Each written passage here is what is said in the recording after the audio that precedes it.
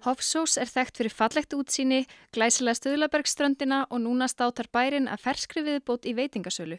En Berg Bistró opnaði með viðhöfn á bæjarhátíðinni Hofsós heim í lok júní. Við hittum annan af eigendum staðarins, Júlíu Þórunni, þar sem hún var önnum kafin við að útbúa mat fyrir gesti staðarins. Hún gaf sér þó tíma til þess að setjast niður með mér og spjalla. Hvernig hafa viðtökurnar verið? Bara í rauninni alveg fram úr vonum sko. Bara æðislega skemmtilegt og gaman hvað bæjarbúar og fólki í firðinum duglegt að koma. Já, ég get ekki verið annað en bara mjög þakklát og glöð fyrir það. Já, og þannig að það er ekkert bara ferðamenn sem að koma, það eru líka heimafólk. Já, algjörlega. Jú, það hefur örugglega búið að vera fullt af túristum líka en maður sér það bara samt sem áður hvað Íslendingar hafa komið mikið sko.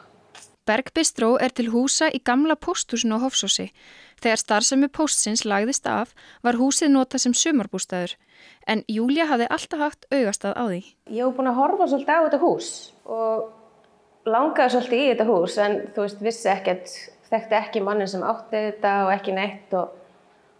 En svo gróf ég hann bara upp og hafði samband við hann og spurði sem sagt, já, eða svona segja við hann sko, já, þú veist, ef þið ætlið að selja, þið til að láta mig vita? Og hann svaraði því játandi og já. Svo bara gerist það mörgum mánuðum síðar að hann hefur samband og segist nú ætla bara að fara að losa sig við þetta hús. Og þá fórum við, ég og maðurinn minn bara í gang með það að hugsa, já, hvernig getum við gert þetta og hvað ég var að gera við þetta og svona velta upp hugmyndum. En það bara fór þannig, við eignuðumst húsið síðastliðið sumar og Þorgils maðurinn minn bara búinn að vinna eins og skepna í allan síðastliðið vetur að koma þessu upp og fleiri náttúrulega með honum í þessu sko. Og ég svona eitthvað. En já, þannig að þetta bara verða veruleika. Já, og eru þið ekki ánægð með útkomuna? Jú, súperglöð. Bara allt heppnaðist í rauninni rosalega vel og já, við erum bara mjög ánægð með útkomuna. Já, þið eru ekkert alveg nýgræðingar í svona þjónustu rekstri. Þið reykið líka Longkot út í Sléttuhlíð, það ekki rétt hjá mér?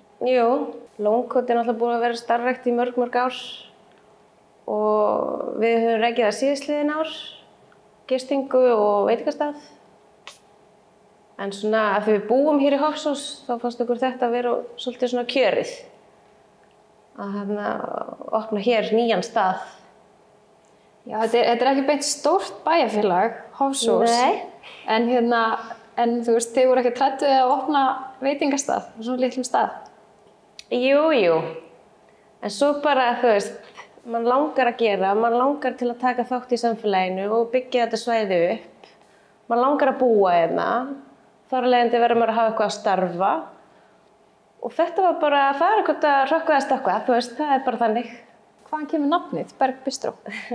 Já, það bara vísun í Stuðlaberg. Stuðlaberg allt fyrir neðan í fjörunni, sko. Nú eruð með svolítið skemmtilegan matseðil. Þið eru með svona ekki mjög mikið af matseðlinum, en það fjölbreytt.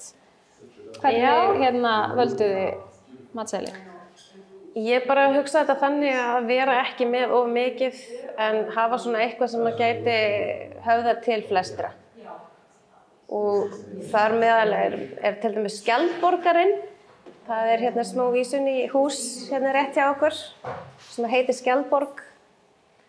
Og það bara svona kom upp í djóki en svo bara skelltu honum á menjúinn og hann er bara búinn að vera mjög vinsæll. Svo erum við með berglóku og salat, vefjur, eitthvað fyrir krakka. Og svo náttúrulega fullan bar. Og kaffi. Kaffi. Þetta er mjög gott kaffi. Nákvæmlega. Eina espressóvélin í bænum. Það er dásamlegt að geta boðið upp á... Og geta fengið sér cappuccino og latte og svona. Já, það er alveg dásamlegt. Já. Og bjór á krana og fullan bar. Þannig að þú veist, það ætti að vera alveg eitthvað fyrir alla, sko. Já, þið hafið stundum verið að bjóða upp á einhverju svona viðburði á kvöldin, eða ekki rétt hjá mér? Jú, við erum búin að vera með 2 viðburði í sumar. Svona trúpa. Já, svona tónlistar. Já, og bara tengjum happy hour við það og það var bara svona gleðistund, sko.